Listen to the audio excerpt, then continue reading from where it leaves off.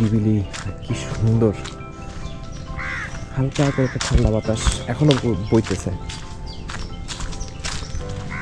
চলেন দেখি সিজু ভাই উঠাতে পারি কিনা। আর এখানে সুন্দর একটা বড়ি গাছ, দুইটা বড়ি পায়রা খাইছিলাম,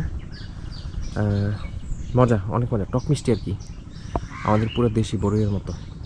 তবে এই বড়িগুলো এখন আর দেখা যায় না, বড়িগুলো অনেক মজা।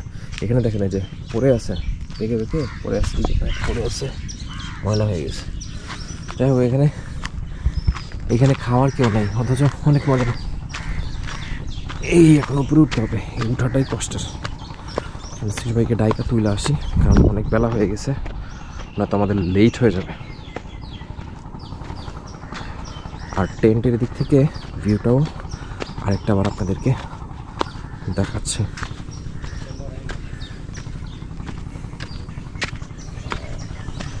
এখানে দুই দাদা বসে আছে,